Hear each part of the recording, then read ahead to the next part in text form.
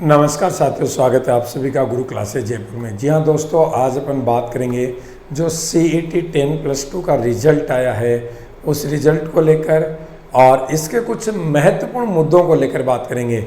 सबसे पहले मैं आपको उस चीज़ से अवगत करवा देता हूँ, यानी कि जो आपने न्यूज़पेपर में पढ़ा है, सबसे पहले उस चीज़ को ध्यान से सुन लो, क्या लिखा हुआ है क्या नहीं। फिर मैं अपनी राय देते हुए और मैं आपको बताऊँगा कि भैया इसमें किस तरीके से विद्यार्थी कंफ्यूज रहेगा और विद्यार्थी को क्या करना चाहिए, कितना इंतज़ार करना चाहिए। बहुत सारी चीज़ें हैं जिन पर अपन बात करेंगे, लेकिन उससे पहले एक बार ये पूरी बात सुन लो। आप ध्यान से सुनना। आप सभी विद्यार्थियों ने रिजल्ट भी देख लिया होगा। समान पात्रता परीक्षा सीनियर सेकेंडरी लेवल का स्कोर कार्ड है वो जारी कर दिया गया है। स्कोर कार्ड, इसका रिजल्ट स्कोर कार्ड पे ही आया, क्योंकि उसी के आधार पर देखो आगे किस तरीके से काम होंगे। और इसकी वैधता होगी वो 1 साल होगी, यानी कि CET का जो ये स्कोर कार्ड जारी किया गया है, जो प्रमाण पत्र आपके लिए है, उसकी वैलिडिटी कितनी होगी? 1 साल।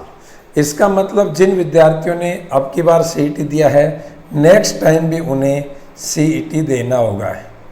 इस बात से वो कभी इस गलतफहमी में बैठे हों कि भैया हमें बहुत अच्छे नंबर आ गए हैं, अब मुझे क्या ज़रूरत है। ये साफ साफ लिखा हुआ है। तो यदि किसी विद्यार्थी के दिमाग में इस तरह की कोई बात है तो वो उससे अवेयर रहे। दूसरी बात सुन लेना, राज्य कर्मचारी चयन बोर्ड ने समान पात्रता परीक्षा सीनियर सेकेंडरी लेवल का स्कोर कार्ड आगामी 1 साल के लिए जारी कर दिया गया है। और देखो, ये 11 जिलों में जो परीक्षा हुई थी उसमें 11,84,709 अभ्यर्थियों ने भाग लिया था। इसकी मास्टर आंसर की वो 31 मार्च को जारी हुई थी। ये तो छोटी छोटी बातें हैं। अब सबसे महत्वपूर्ण बात है कि इसके अंतर्गत आने वाली जो परीक्षाएं होंगी वो कौन सी होंगी।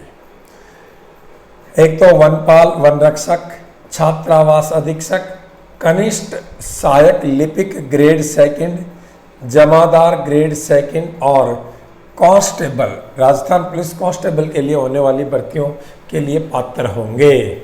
ये इंपॉर्टेंट बात। कर्मचारी चयन बोर्ड के अध्यक्ष हरिप्रसाद शर्मा ने कहा कि राज्य सरकार के निर्देश के आधार पर समान पात्रता परीक्षा के अभ्यर्थियों ने जो स्कोर प्राप्त किया है वो 1 साल के लिए मान्य रहेगा। सबसे समझने वाली बात यह है, कितने दिन के लिए मान्य रहेगा? 1 साल के लिए मान्य होगा। इस 1 वर्ष में सीनियर सेकेंडरी लेवल की जो भी भर्ती परीक्षाएं होंगी उनकी रिक्तियों की संख्या के आधार पर 15 गुना अभ्यर्थी पात्र होंगे। और यही 15 गुना जो मामला है, यही अभ्यर्थियों के सर का दर्द बनने वाला है। कैसे बनने वाला है? देखो, आज जिस विद्यार्थी ने भी रिजल्ट देखा है, अपना स्कोर कार्ड देखा है, आज उसको ये नहीं पता है कि वो आगामी भर्ती, जो भी आने वाली आगामी भर्ती हैं, उन भर्तियों के लिए पात्र है या नहीं है। ये बहुत बड़ी विडंबना है। अब वो क्या करे और क्या ना करे, किसकी तैयारी करे, किसकी तैयारी ना करे, किस भर्ती के बारे में सोचे या फिर ना सोचे। आने वाली भर्ती के बारे में सोचे, उसकी तैयारी करे, तो उसको अभी ये नहीं पता है कि तू भाई 15 गुना में आएगा या नहीं आएगा। बड़ी विडंबना है। किस सेक्टर, किस फैक्टर की तरफ वो अपना मानस बनाए, नहीं पता है। यानी कि पूरा का पूरा मामला विद्यार्थी की तरफ से गोलमाल है। और है भी, करे भी तो क्या करे। अब जिस दिन विज्ञप्ति आएगी उसके बावजूद ये 15 गुना का जो स्कोर कार्ड जारी किया जाएगा कि ये 15 गुना वैलिड होंगे। उसके बाद ये भी फिक्स नहीं है कि उस विद्यार्थी को कितना समय मिलेगा तैयारी करने का। तो अभी बड़ा कंफ्यूज है कि मैं क्या करूं, मैं किसकी तैयारी करूं, मैं कहां से शुरू करूं, दोबारा CET पे ही ध्यान दूं या फिर आगामी जो भर्तियां अधीनस्थ बोर्ड ने जो कैलेंडर जारी किया है उस कैलेंडर के आधार पर तैयारी करूं। राजस्थान में भविष्य में, आज तो नहीं, भविष्य में एक बहुत बड़ा पुलिस कांस्टेबल की भर्ती होगी। क्यों होगी? क्योंकि आपको पता है 17 अभी 15 जिले मान के चलो, 15 जिलों की घोषणा कर दी गई है और इनके ऊपर भी मैं आपसे बात करूँगा कि कब तक इनका फाइनल बाउंड्री और सारी चीज़ें हैं वो फाइनल करके और किस दिन तक सामान्यतः ये जिले घोषित कर और यहाँ पर जिला स्तर पर कार्य शुरू कर दिया जाएगा, इस पर भी मैं आपसे परिचर्चा करूँगा। तो इस तरीके से हर जिला हेडक्वार्टर पर जिस तरह से पुलिस लाइन, सदर थाने बनेंगे, चौकियाँ बनेंगी, तो एक बड़े स्तर पर मैन पावर की आवश्यकता होगी। न केवल पुलिस कांस्टेबल, अन्यथा और भी बहुत सारे ऐसे डिपार्टमेंट होंगे जहाँ पर आवश्यकता होगी। अब आवश्यकता होगी तो भर्तियाँ करनी पड़ेंगी, लेकिन विद्यार्थी को नहीं पता है, विद्यार्थी को नहीं पता है कि उसे क्या करना चाहिए। इसके लिए देखो सबसे बेस्ट जो तरीका था, आप सीईटी लीजिए, आपका स्वागत है, लेकिन एक मिनिमम क्राइटेरिया बता देना चाहिए था कि भैया 40%, 50%, 60%, जो बोल लो उसके लिए विद्यार्थी अपना 100%, विद्यार्थी तो अपना 100% देने के लिए तैयार है, लेकिन विद्यार्थी को एक क्राइटेरिया तो मिले। अब आप सामान्यतः देखते हैं सीईटी का जब सिलेबस देखते हैं तो ऐसा कोई विषय नहीं है जो उन्होंने छोड़ रखा हो, एक संस्कृत के अलावा, संस्कृत के अलावा कोई विषय नहीं है जिसको छोड़ा गया हो। तो लंबा चौड़ा आपने सिलेबस दिया है, उसके बावजूद आपने स्कोर कार्ड जारी किया, लेकिन ये नहीं बताया अभी तक कि आप किस भर्ती के लिए एलिजिबल है। अब वो 15 गुना का खेल है ना, वो सारा मामला बिगाड़ेगा, विद्यार्थी में मानसिक तनाव भी लाएगा।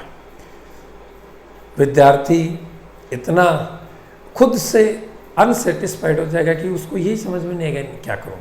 इसलिए जहाँ तक है एजुकेशन में विद्यार्थियों के साथ स्पष्ट वादिता होना बहुत ज़रूरी था। उनको क्लियर पता होना चाहिए कि तू आज कहाँ है, तू कल क्या कर सकता है और तेरा भविष्य क्या रहेगा। देखो ये सब चीज़ें रहेंगी तो वो मन लगा के भी काम करेगा, अन्यथा वो खुद से परेशान हो जाएगा। इसलिए मेरा तो यही कहना था कि ये चीज़ें थोड़ी सी क्लियर होनी चाहिए थी। उनको एक क्राइटेरिया दो कि जो विद्यार्थी भी 60% लाएगा, 50% लाएगा, 70% लाएगा, वही विद्यार्थी एलिजिबल होगा। फिर भी देखना विद्यार्थी का जोश, जुनून, उसकी मेहनत, उसकी कार्यशैली और फिर उसके प्राप्तांक, और नहीं आते हैं तो नेक्स्ट के लिए वो तैयार है, लेकिन वो कंफ्यूज होकर नहीं बैठता साहब, आज बैठा है। तो आप सभी विद्यार्थी जो भी तैयारी कर रहे हैं, मैं तो उनसे यही कहूँगा कि बेसिक सब्जेक्ट के ऊपर आप पढ़ना शुरू कर ही दो।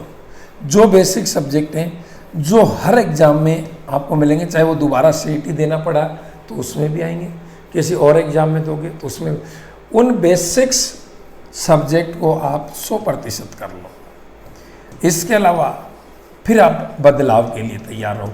जो भी चीज़ होती है, जैसा भी होता है, उसको आप हर्ष स्वीकार करें कि चलो ठीक है, मैं मानता हूँ कि आप कुछ समय के लिए अंधेरे में रहेंगे, लेकिन जैसा भी बदलाव होता है आप बहुत मजबूत हैं, तो आप बदलाव को बहुत अच्छे तरीके से स्वीकार करेंगे, मैनेज भी करेंगे, आगे भी बढ़ेंगे। तो ये कन्फ्यूज़न है तो ध्यान से सुनना मेरी बात, एक बार दोबारा बताता हूँ। बेसिक सब्जेक्ट जैसे राजस्थान जीके है, कोई भी एग्ज़ाम दोगे 100% ये तो आएगी आएगी। राजस्थान में 4-5 फैक्टर्स याद कर लो आप। इसके अलावा कुछ ऐसे हैं जिनमें विद्यार्थी की मानसिकता पहले से बनी रहती है कि मुझे ये करना है। अब जैसे मान लो पुलिस कांस्टेबल की बात कर रहा हूँ तो उसको रीजनिंग पढ़ना है, साइंस पढ़ना है, ठीक है, करंट जीके पढ़ना है। अब ये चीज़ें ठीक है, उसका 15 गुना में आया तो ठीक है, नहीं नेक्स्ट के लिए तो है। ये सब चीज़ें सीईटी में फिर से मिलेंगे, तो उन चीज़ों पे किसी को छात्रावास अधीक्षक का जो भी देना है तो उसका एक सिलेबस देखिए, उसके कॉमन सब्जेक्ट पर अपना 100% दीजिए। मैं तो यही कहूँगा आज के दिन तो। फिर जिस तरीके से विज्ञप्ति आती है और आप 15 गुना में आते हैं या नहीं आते हैं, उसके बावजूद वो जो छोटा सिलेबस बचे लास्ट में कॉमन के अलावा, उस पर फोकस देते हुए कवर कीजिए। अब यही रास्ता है, इसके अलावा कोई दूसरा रास्ता नहीं है। ठीक है दोस्तों, सभी को नमस्कार, जय हिंद, जय भारत। और इसी तरह की मैं खबरें आपको देता रहूँगा और मैं कोशिश करूँगा कि आपको मैं बेहतर गाइडलाइन दे पाऊँ।